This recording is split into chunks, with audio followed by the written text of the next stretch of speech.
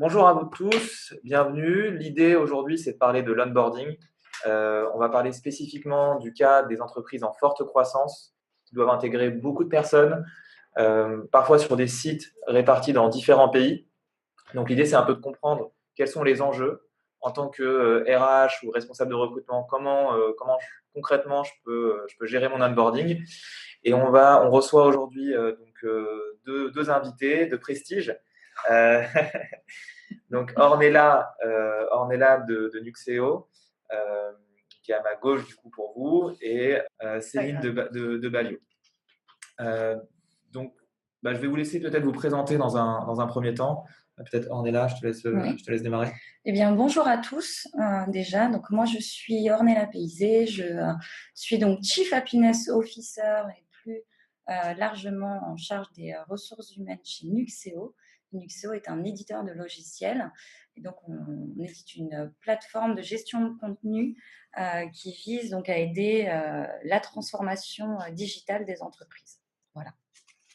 Ok, super. Et vous êtes Oui, plus important, effectivement. Donc, on est à peu près 150 du coup au total dans le monde, répartis entre France et dans Europe aussi, donc Angleterre, Portugal, Espagne, aux États-Unis entre côte Est et côte Ouest, et également au Japon.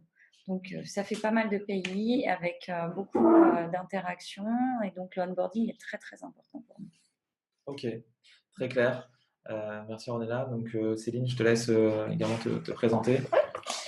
Bonjour à tous, Céline Ogdé, je travaille chez Balio. Balio est une société qui automatise des chariots de manutention à travers le monde. Nous sommes aussi à peu près 150 salariés, répartis également sur plusieurs sites dans le monde, aux États-Unis, en Asie et après nous gérons en France le siège et un site de production. Super. Donc, c'est deux entreprises qui ont à peu près la même typologie. Des entreprises qui travaillent dans le domaine de l'innovation, des technologies, qui sont réparties dans plusieurs pays euh, et qui utilisent A-Team. Du coup, ça me permet de réintroduire A-Team. Donc, A-Team est une jeune société qui s'est créée il y a un peu plus d'un an maintenant sur une vision qui est très simple. Le monde du travail a changé, la façon de travailler a énormément évolué. Pourtant, les outils RH et de management sont restés un petit peu à l'ancienne. Aujourd'hui, il y a un vrai besoin de développer ce qu'on appelle l'expérience collaborateur et il y a un vrai besoin de renouveau des logiciels RH en créant quelque chose de plus expérientiel. Donc, c'est vraiment le constat de départ. On a une révolution finalement dans le monde du travail et l'idée, c'est de pouvoir participer à cette révolution et de créer des nouveaux usages et des nouveaux outils dans ce domaine.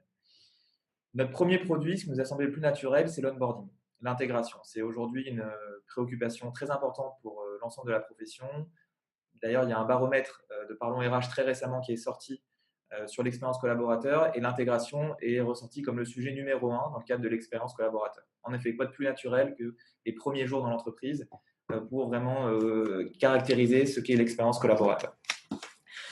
Donc, A-Team développe cet outil de gestion de l'onboarding et permet donc aux entreprises à la fois d'avoir un gain de temps sur des checklists qui sont automatisées et également d'avoir une expérience collaborateur et un portail dédié pour le collaborateur.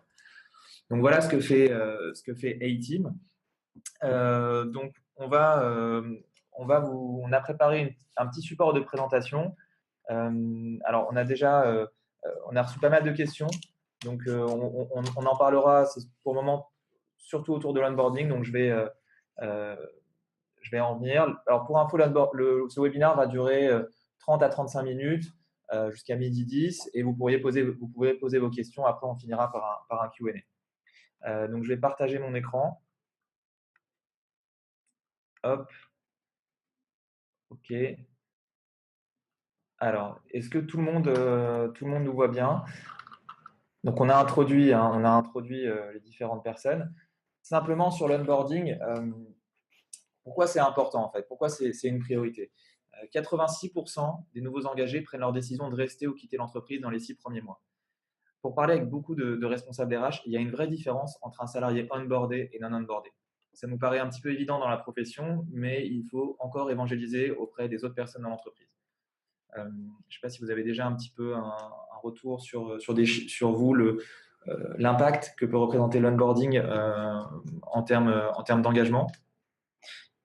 Alors, enfin, au niveau chiffres, nous, on n'a pas vraiment de chiffres. Et en effet, ça a un impact dans le sens où si malheureusement, enfin, en tout cas, un bon onboarding peut permettre de déceler parfois, en fait, un peu une mauvaise intégration ou une mauvaise. Enfin, on peut. Ça Mauvais peut. fit, un mauvais fit. Voilà, exactement. Ok. Et essayer d'avoir. Enfin, de rectifier la donne, en fait. Et donc, du coup, d'améliorer. Euh, bah, Bien la sûr. situation. Pour vous, l'onboarding, c'est un sujet important. C'est un sujet important. Enfin, pour moi, du coup, le fait en fait d'intégrer la personne avant même son arrivée via l'outil, c'est-à-dire de lui permettre en fait d'avoir déjà un pied, on va dire, dans la société. On parle déjà d'intégration en fait, à proprement dit. Ok, très clair. On a aussi une stat comme quoi 32% des nouveaux collaborateurs quittent leur emploi dans les premiers mois. Donc ça aussi, il y a un vrai coût lié au turnover. Donc ça, c'est un enjeu fort puisque ça représente un coût pour les entreprises.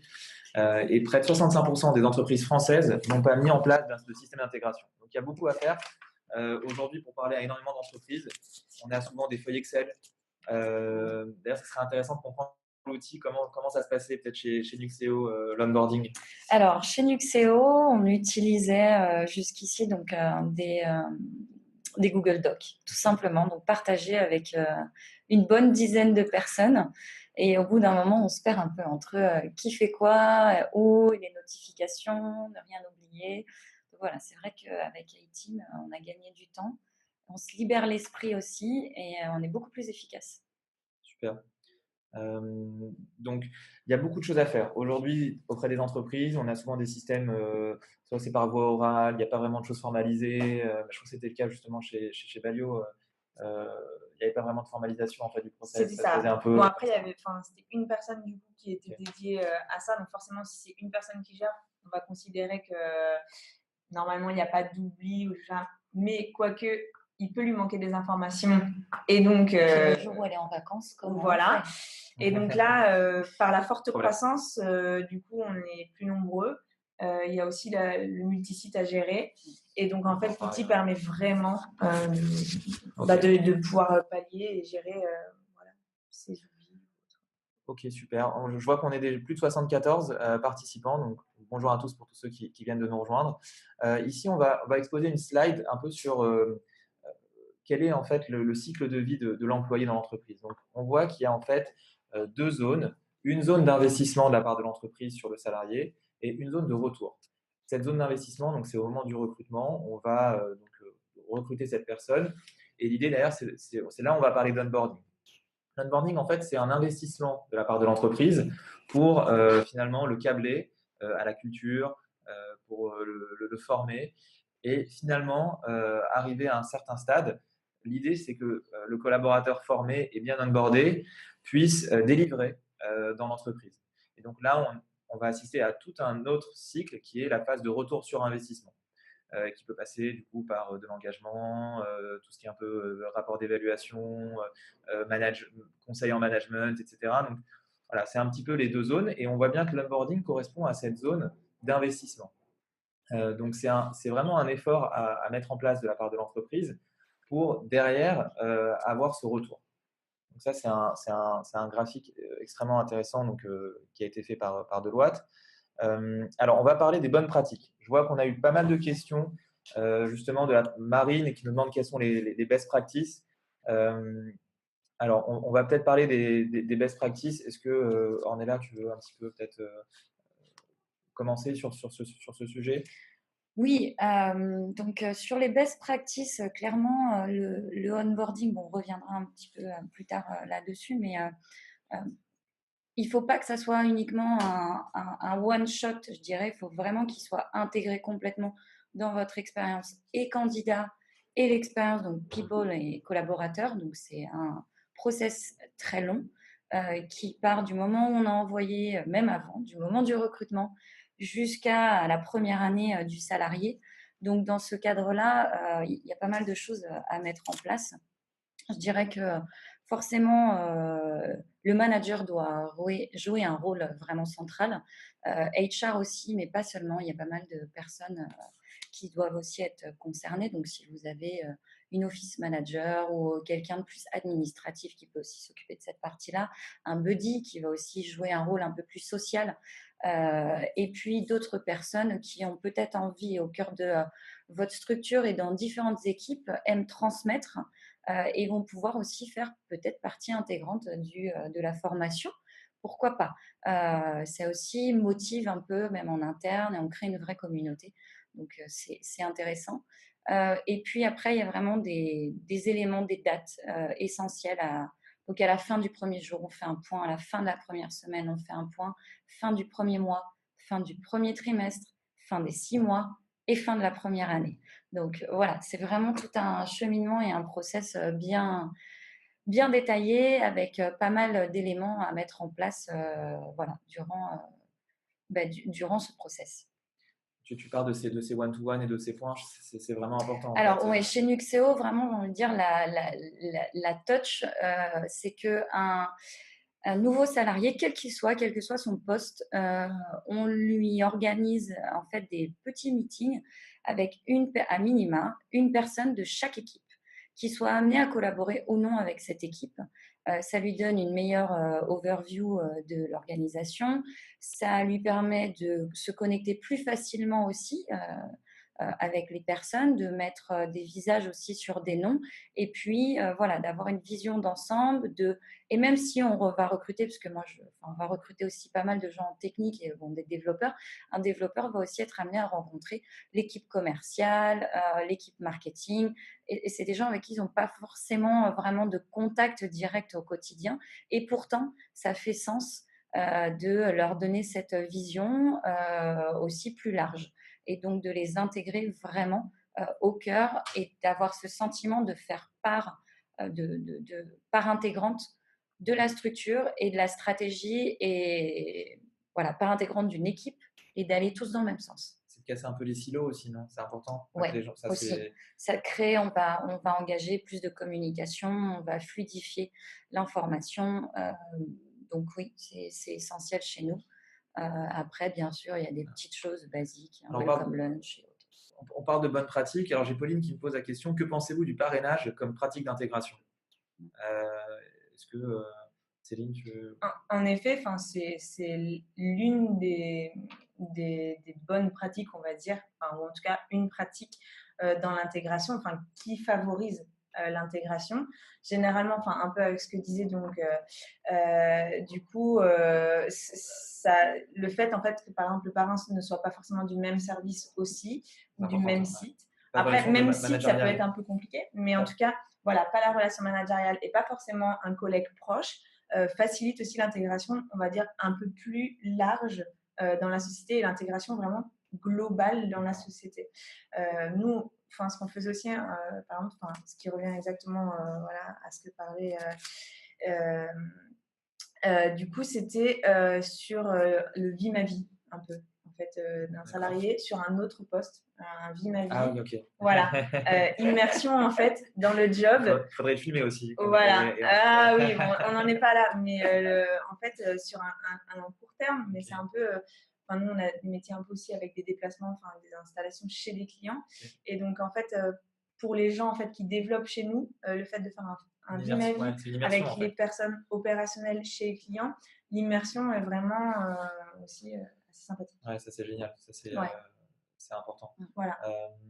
Ok, donc c'est vrai qu'on parle de parrain. Donc, ce que j'ai remarqué aussi chez pas mal de partenaires, c'est cette notion aussi parfois de co-coach, où en fait l'idée c'est aussi pas forcément d'avoir quelqu'un juste qui aide à tisser les relations dans l'entreprise, mais qui va aussi l'aider sur est-ce que tu as des problématiques spécifiques de carrière, enfin des problèmes, sans rentrer forcément dans une gestion des carrières, c'est pas le sujet, mais plus voilà, coacher la personne.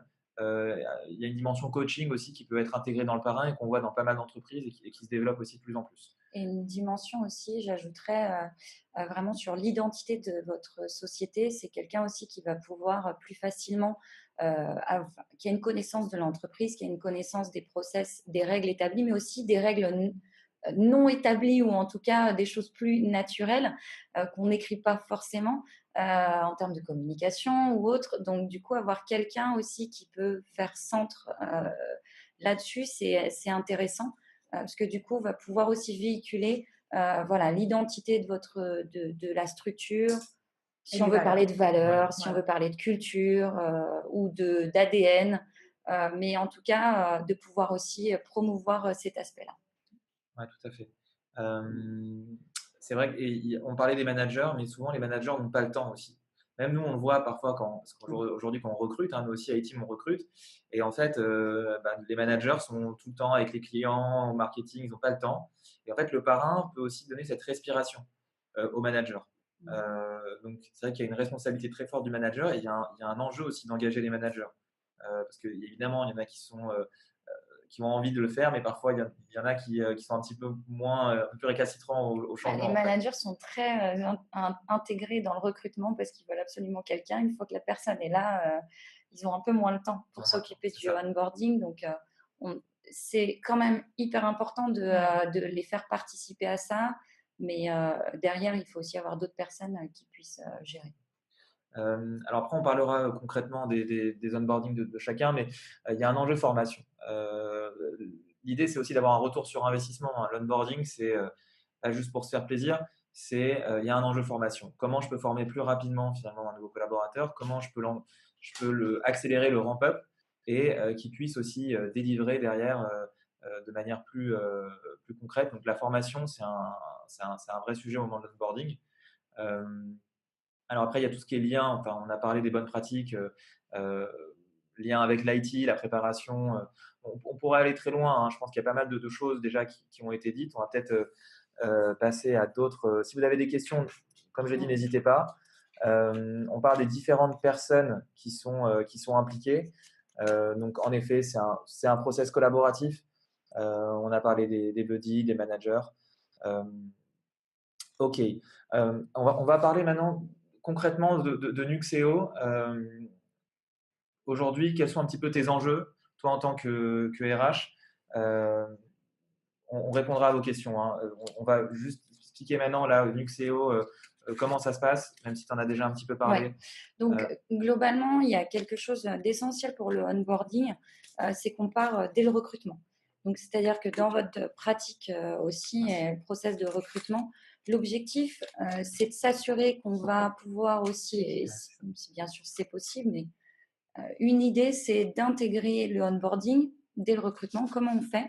Tout simplement, quand on rencontre des candidats, il peut être intéressant aussi de leur faire rencontrer leurs potentiels collègues, collaborateurs dans l'équipe et qui vont aussi donner souvent un peu plus une vision réelle et réaliste du poste. Pourquoi on fait ça? Parce que derrière, on va s'assurer aussi qu'on va pouvoir intégrer des personnes qui vont vraiment être motivées et par le poste, et par le rôle, et par la société, et par les challenges, mais aussi qui ont une connaissance vraiment réelle donc de la structure et ce qui se passe. Et pourquoi on fait ça? Parce que comme ça, on va s'éviter d'avoir des frustrations et d'intégrer des personnes qui vont finalement après réaliser au bout d'un jour, d'une semaine ou de 3 semaines, mince, c'est pas du tout ce qu'on m'avait un peu vendu entre guillemets. Donc ça, c'est essentiel. Alors oui, vous allez passer à côté de candidats. Oui, certains du coup vont me diront ah ben non, c'est pas ce que j'imaginais. Mais derrière, après, votre onboarding sera d'autant plus réussi et vous assurez d'avoir des personnes qui veulent rejoindre votre structure pour les bonnes raisons. Donc c'est s'assurer des attentes sur le rôle que vous avez et que le candidat a.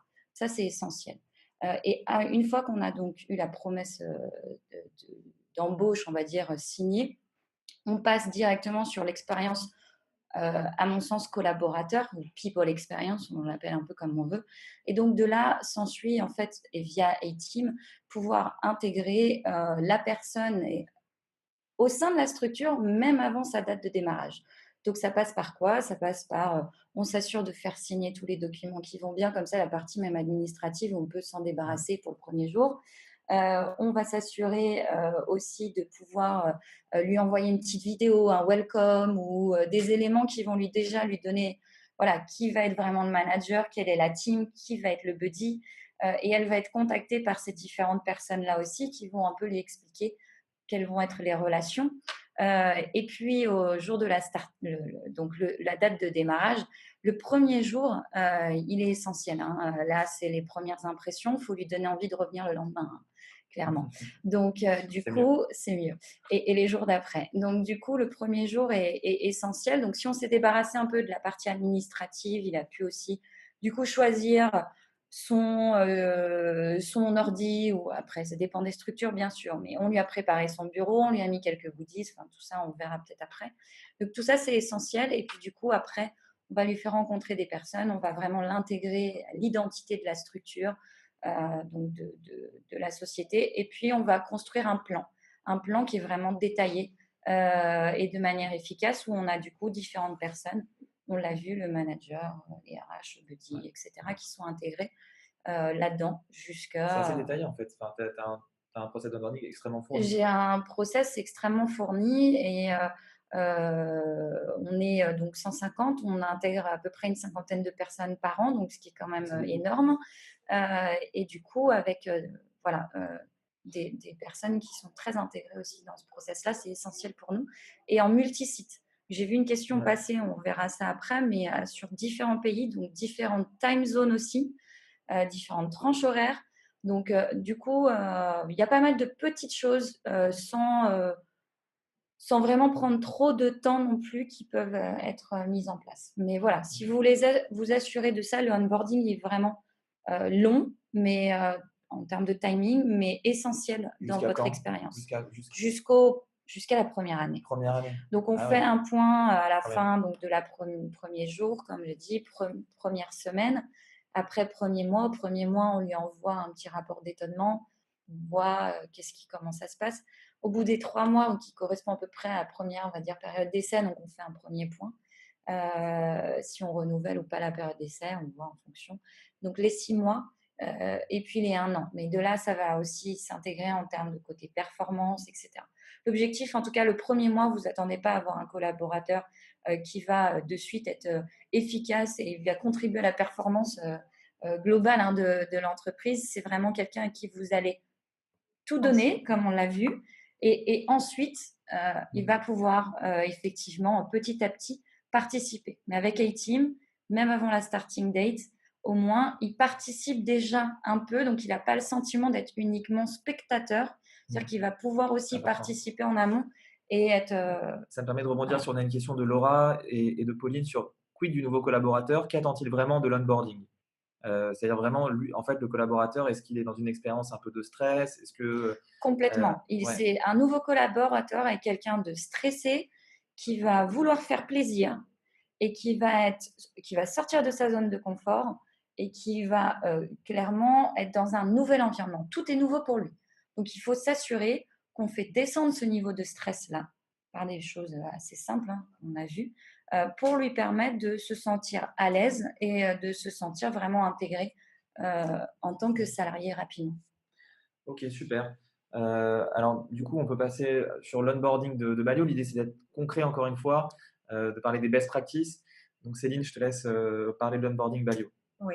Alors, nous, on est vraiment au tout début de la mise en place de l'onboarding. C'est quelque chose qui, avant, n'était pas formalisé ou très peu. Et donc, du coup, on passe forcément à côté de petites choses.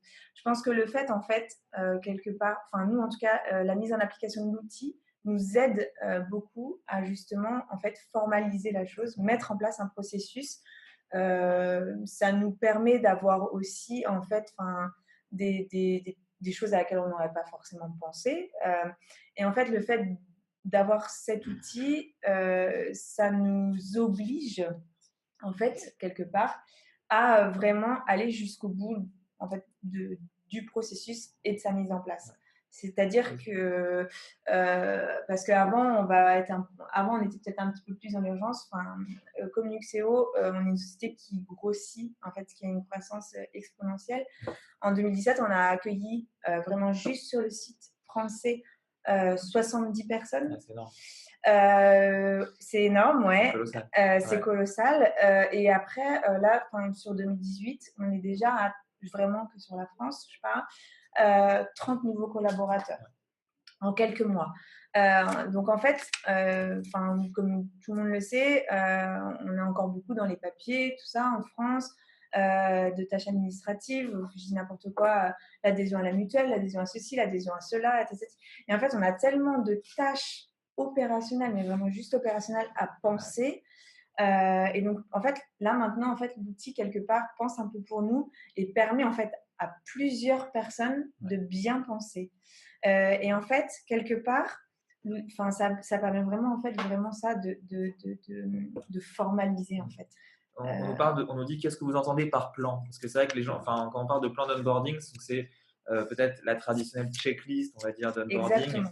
avec les différentes étapes. Donc, avant l'arrivée, le jour J, C'est la ça, première c'est semaine. ça. Qu'est-ce qui doit être fait en fait? Et donc, du coup, ce plan, c'est le programme d'onboarding. Et il est déjà un peu intégré dans iTeam. C'est Il y a ça, déjà exactement. des éléments. Il y a des templates, c'est voilà. ça qui vous aide un peu à. Est-ce que Et ça prend du temps à formaliser ce process ou pas? Alors, oui, forcément, je pense qu'il faut en effet y passer du temps au tout départ, mais l'outil est tellement déjà bien fait Ouais. que. Ouais.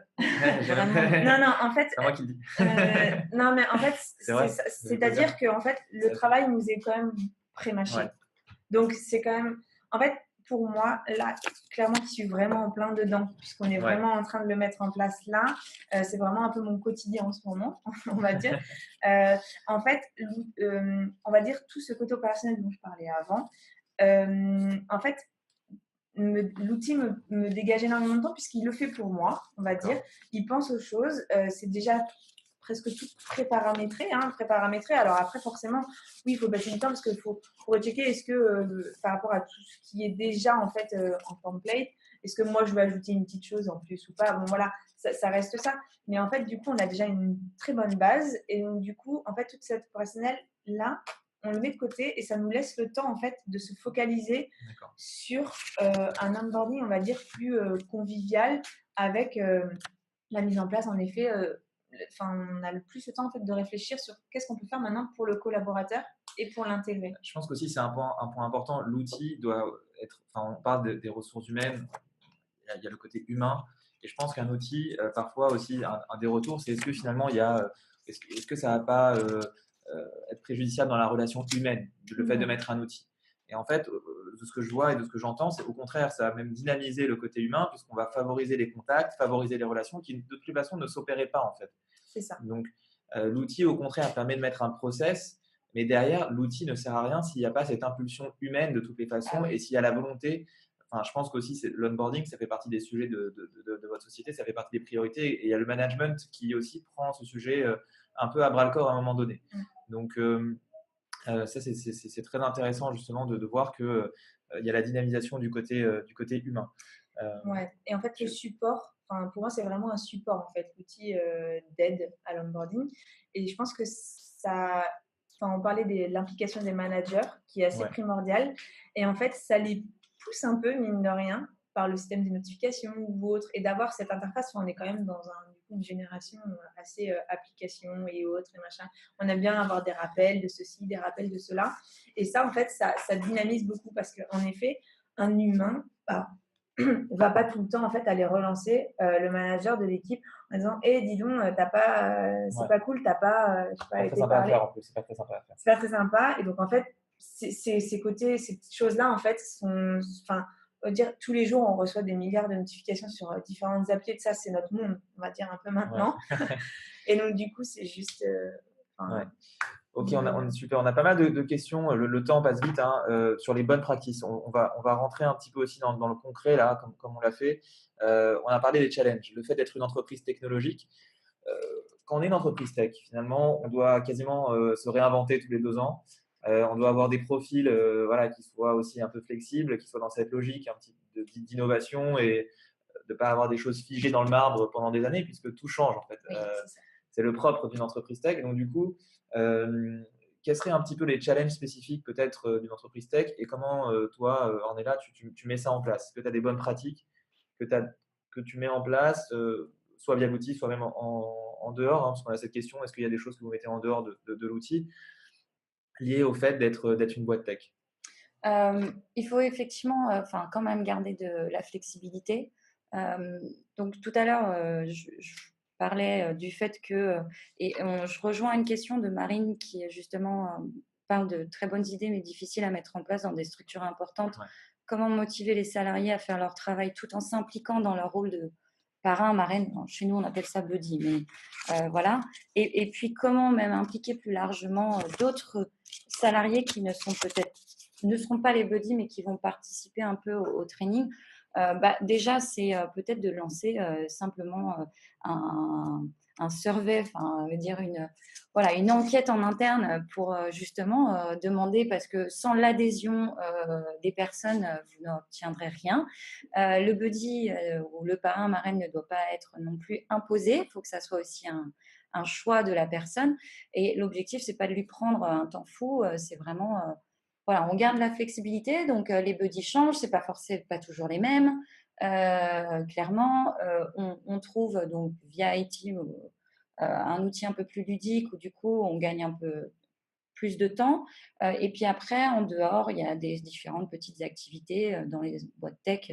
Les gens aiment bien arriver à voir leurs petits goodies déjà Ouais, prêts. justement, je crois que on avait Voilà, cette avoir le partie-là. choix du matériel aussi sur lequel ils vont pouvoir travailler. Et puis aussi organiser un welcome lunch, quoi, donc avec son équipe, ou un welcome after work, ou voilà, ce genre de choses qui permettent aussi de créer du lien en amont et du coup d'intégrer vraiment le nouveau collaborateur le plus vite possible sur la partie sociale humaine. Et après, sur des projets, il faut pouvoir y aller step by step et voir avec le manager pour qu'il puisse confier assez rapidement, donc sur un plan, des petites missions, des choses. Euh, voilà. Tu parlais du nouveau collaborateur qui doit participer à son propre onboarding. On entend souvent ça maintenant, il faut qu'il soit moteur de son onboarding, indépendant, etc. Mais concrètement, comment ça se passe ça? Enfin, c'est pas évident non plus. La personne arrive, elle va pas solliciter Alors, des meetings. clairement pas le premier jour. Hein. On le chouchoute un petit peu le premier Ouais. jour. Pas non plus la première semaine, mais disons que assez rapidement, souvent, les gens ont un peu ce côté, un peu cette frustration devoir lire de la doc ou devoir remplir voilà, différents éléments, mais de ne pas participer vraiment globalement. Et bien, le fait de mettre en place. Exemple concret, chez nous, on a donc une personne qui fait Nuxeo Overview, donc sur l'entreprise, le produit, comment on le vend, comment évolue le produit, etc. Donc quelque chose d'assez fourni. On fait le point et puis assez rapidement après, en fonction des différents profils, je prends le profil d'un sales, un nouveau commercial qui arrive.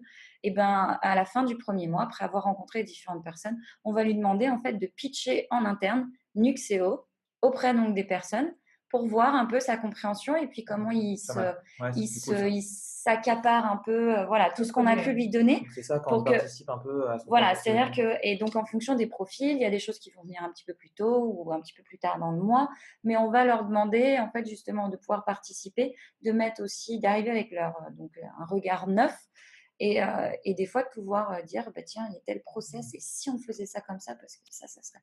Quand des fois on est un peu plus longtemps dans la structure, c'est aussi bien d'avoir un regard neuf extérieur. Très clair, très clair. Donc le temps, il est déjà midi 10. On va continuer encore 5 minutes avant de passer vraiment à une session de Q&A. Je vois que le nombre de participants reste stable, ce qui est bon signe. C'est-à-dire que tout le monde est à l'écoute et ça semble intéresser tout le monde. Donc ça, c'est une bonne nouvelle. On parlait du challenge multisite. Par exemple, je sais qu'avec Nuxeo, on a démarré au départ sur la France. Aujourd'hui, on a étendu le logiciel dans le monde.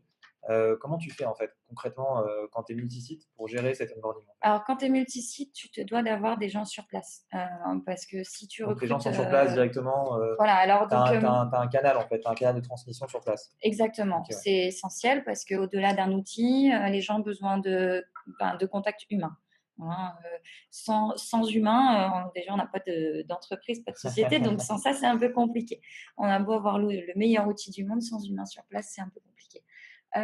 Donc du coup on trouve quelqu'un, que ça soit, donc chez nous on a une office manager dans chaque pays qui donc fait un peu le point et le lien sur toutes les parties admin, justement éthique, goodies, etc. On demande si le manager n'est pas forcément, parce qu'on est étant multisite et différents pays, on a donc des équipes qui sont sur tous les pays. Donc, le manager n'est pas forcément dans le pays. Il va être amené à voyager pour accueillir aussi. On fait au maximum pour qu'il puisse soit accueillir le nouveau collaborateur. Si par exemple c'est à New York et que le manager est en Californie ou à Paris, eh ben, il va y aller. Ou alors le collaborateur.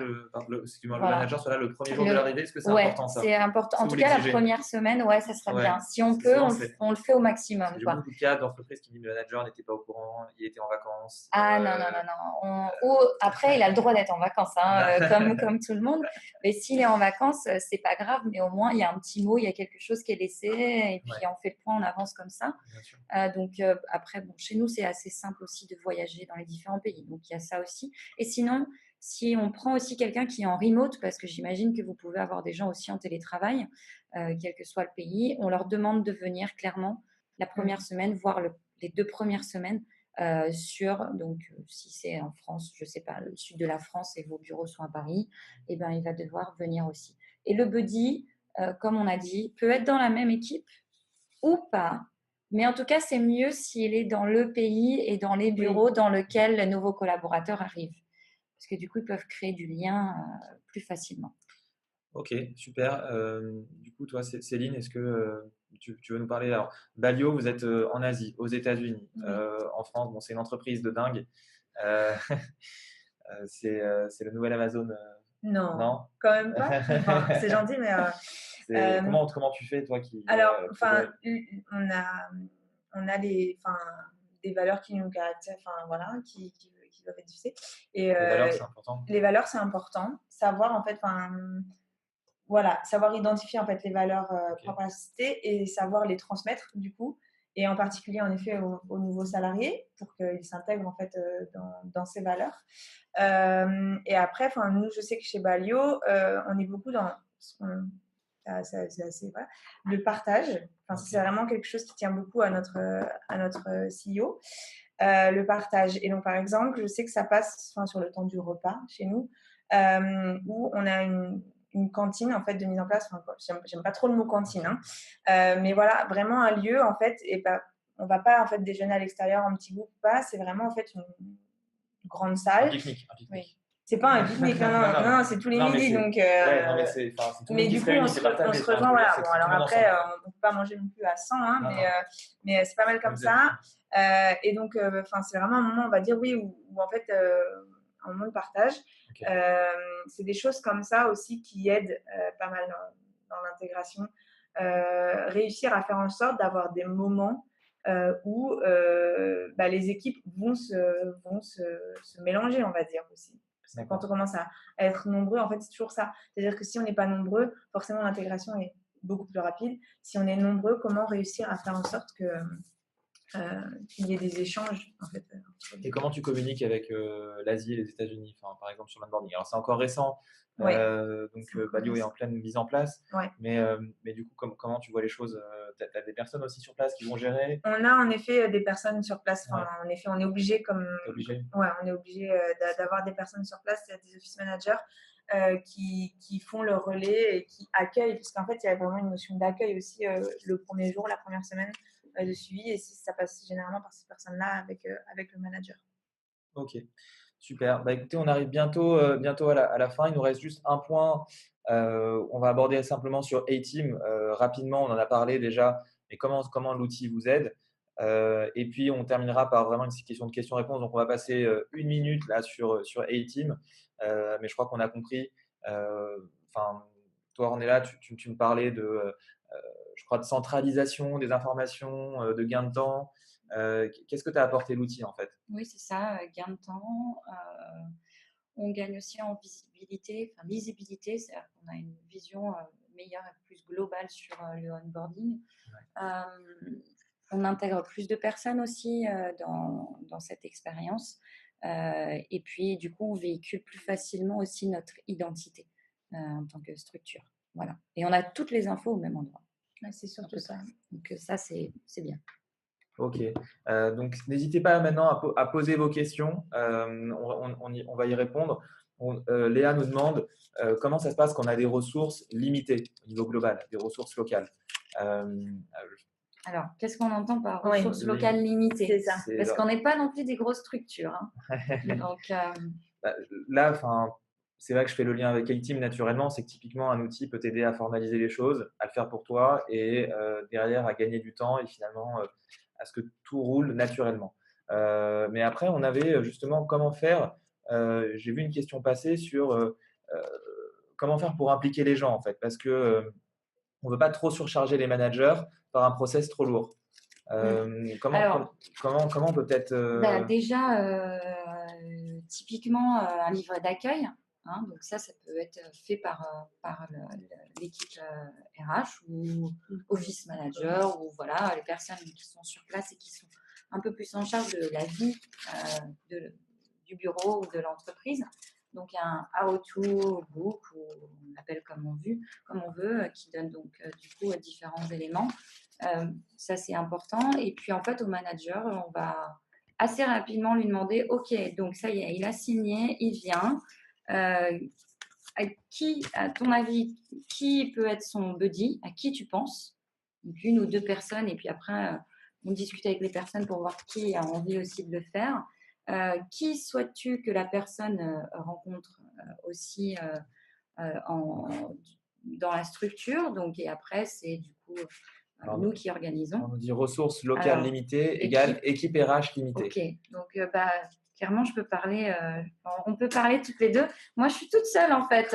Je suis toute seule au RH chez Nuxeo et donc, du coup, je me fais épauler, appuyer par cette équipe d'office manager donc, qui est un peu dans les différents pays.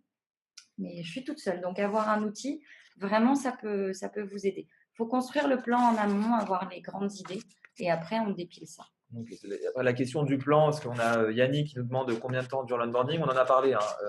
Je dirais qu'au minimum 2 à 3 semaines, ça c'est vrai. Alors ça commence avant, hein, dès l'acceptation de l'offre d'embauche. Bon, je ne suis pas du tout d'accord, mais bon. Ça commence je ne suis pas du tout d'accord. C'est dès la partie recrutement. Et moi, je dirais même jusqu'à 6 mois. Quoi. Allez, on va dire 6 mois. 6 mois. Un an. Quand on disait 2-3 semaines, c'est le minimum. Enfin, c'est le minimum, parce que, minimum. Comme on part de zéro. Oui, si on part de zéro. Mais en fait, l'idée, c'est que ça dure 6 mois, 1 an. Nous, en tout cas, c'est vrai que c'est ce qu'on veut mettre en place aussi. Et en termes de bonnes pratiques. Allez, on va dire un minimum les 3 premiers mois. Il faut s'assurer. Même un peu avant l'arrivée. Et comment tu fais pour continuer à créer cette excitation, justement, ces 3 premiers mois? Est-ce qu'il n'y a pas à un moment donné ça retombe un peu, peut-être au bout d'un mois? Comment tu gardes ce tempo, tu vois? Après, c'est pas une difficulté, mais ce qui caractérise aussi, en tout cas, je pense toi aussi, la croissance. En fait, on n'est pas nouveau très longtemps dans ce genre de société. Exactement. Donc en fait, on se sent pas. Au bout de 6 mois, on est un ancien. Non, mais c'est un peu ça dans les startups. Voilà, moi, mon grand par exemple, il a été pendant 3 ans, c'était lui le dernier arrivé. Voilà, parce que nous, on est une semaine et puis on a un nouvel arrivant qui vient d'arriver et puis voilà. Et au final, au bout de 1 ou 2 mois, on fait déjà partie et on est déjà bien intégré. Et on devient un buddy. Et on devient un buddy et un parrain. Pendant l'onboarding, est-ce que ça peut arriver d'être un buddy aussi? Ouais, c'est déjà arrivé. Oui, c'est déjà sur des petites équipes. Ouais, voilà. Donc, du coup, c'est vrai que ça peut être long, mais en fait, après, je sais pas si on peut vraiment en parler après de descendre, mais en fait, on passe dans un autre statut, on va dire. Donc, oui. Et après, du coup, ça va être plus de la communication interne, de réaliser des événements assez régulièrement ou autres, de trouver des petits challenges, je sais pas, il y a la Coupe du Monde qui arrive, qu'est-ce qu'on peut mettre en place autour de cet événement pour en fait réunir les équipes. Et donc, l'accueil des nouveaux se fait par là aussi, mais il faut aussi, en fait, il faut pas oublier les anciens aussi, quelque part, en fait, là-dedans. C'est vrai. Une question de Mam sur quel est le bon moment pour soumettre le rapport d'étonnement. Donc, le rapport d'étonnement, c'est au bout de c'est ce fameux rapport où on demande du feedback sur comment se passe son intégration, est-ce que tu as des retours, des choses que nous, quand on est dans le quotidien de l'entreprise, on ne voit pas forcément, mais qui parfois peuvent sauter aux yeux d'un nouvel Oui, arrivant. puis même avec peut-être un petit quiz pour être sûr qu'on a donné toutes les informations qui vont bien. Ouais. Donc, fin du premier mois, c'est bien. Fin du premier mois? Ouais. Ouais, c'est ça, hein. Je pense que c'est une bonne, un bon tempo. On a d'autres questions. Donc, Mathilde, est-ce que le rôle du parrain peut empiéter sur celui du manager si le parrain est sur le même métier que le nouvel arrivant? Vaut mieux éviter. Non, Voilà. non. Manager, il doit être complètement différent Ouais, du parrain. ouais. Le parrain, il a vraiment C'est un côté rôle. pote. Oui, je il dirais. a un rôle de connaissance de l'entreprise. Donc, il va pouvoir, quand la personne a une question, il va pouvoir aller la voir et lui demander où se trouve l'information. Soit il lui donne directement, soit il lui dit qui est la bonne personne à aller voir. Voilà. Mais il a aussi un rôle à créer du lien social. Et donc, je ne sais pas, imaginons que c'est un nouvel arrivant qui a la passion du rugby, et ben, il va savoir qui d'autre là, et donc connecter aussi avec d'autres personnes, C'est ça. ou faire du sport, ou j'en sais rien, aller déjeuner ensemble. Voilà, c'est complètement différent. Ouais. J'ai Laura qui me demande comment mieux valoriser l'accueil lors des 2-3 premiers jours. Est-ce qu'il y a des exemples?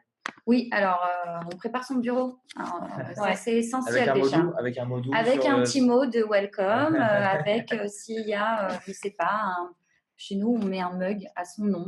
Voilà, avec des petits C'est éléments, sympa, ça. des goodies. Et puis, on fait soit un petit. Alors, déjà, on lui demande aussi de venir plus tard. Donc, si vous démarrez à 9h ou 9h30, dites-lui de venir à 10h, 10h30 le premier jour pour être sûr. Si vous n'avez jamais pas eu le temps, Ouais.